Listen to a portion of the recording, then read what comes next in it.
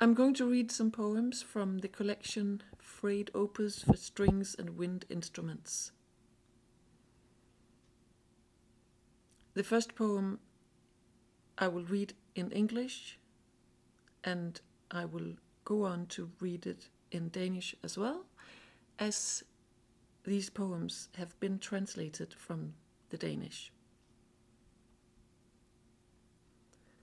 A frayed opus for strings and wind instruments and a lit bicycle shed in the backyard, all that desire constrained in shuddering apartment blocks from where my mind wanders on day-long steep mountain paths only to curl up against your sleeping back on a bespoken globe. Et flosset opus for strygere og blæsere og et oplyst cykelskur i baggården. Alt den trang, der trænges i vaklende ejendomme, hvorfra min tanke vandrer af døgnstejle bjergstiger for at rulle sig sammen op af din sovende ryg på en henvendt klode. The image of the river fills most of the picture. The way the runoff from the hinterland, according to the season, gradually makes it spread into the valley. Close to the riverbank, the water is clear, flowing over rocks overgrown with waving plants, quenching the thirst of many living creatures and offering the flora a near bombastic lushness.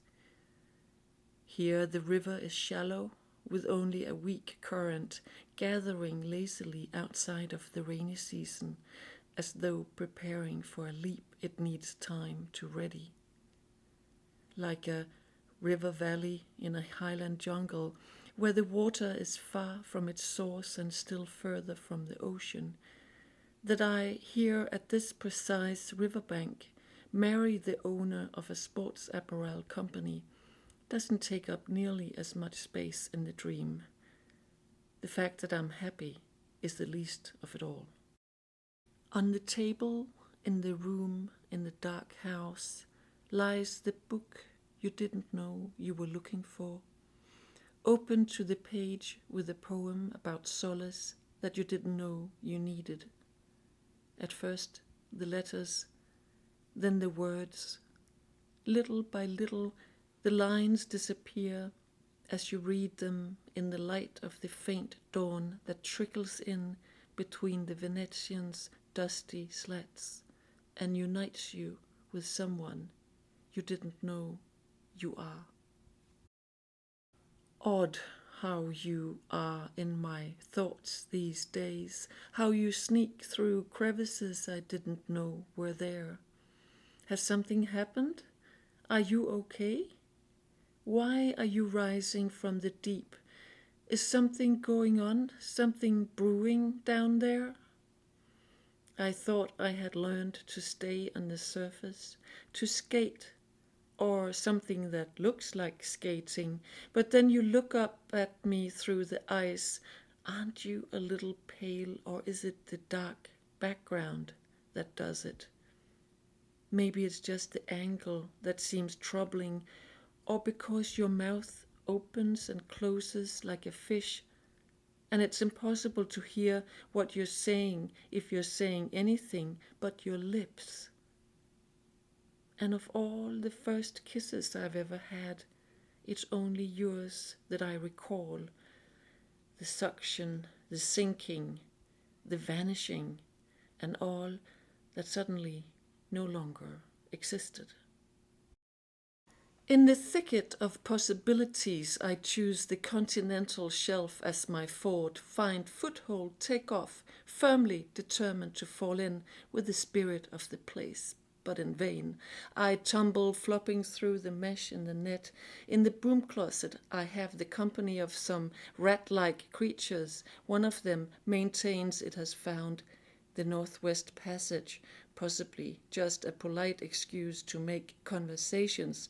Later on, none of us have been there before. The dinner party continues, and the guests are served baked apples with licorice meringue.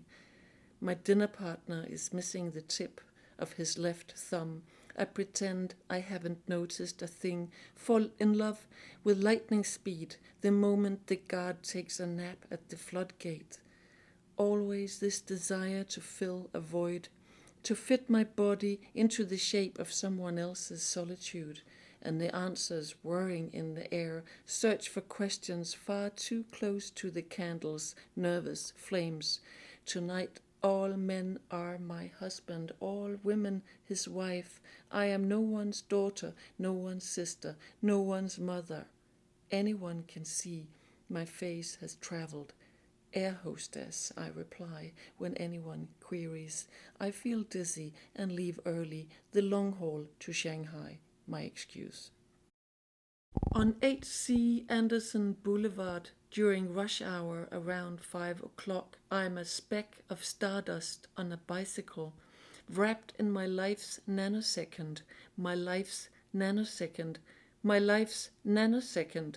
And this poem that doesn't really fit in anywhere either, and I have already wasted an infinitely immeasurable fraction of the light intended for me, as I just managed to glimpse the wingtip of a herring gull tear a white cut into the air above Langebro, a tear in the blue, and there you are, and there's my daughter, the strings, the wind instruments, a tiny stage and a fragile ship ascending on the waving pillar of smoke from a cigarette someone tosses and butts right now under the heel against a flagstone in the universe, and a bleeding cut on the lip screams, "Have I loved?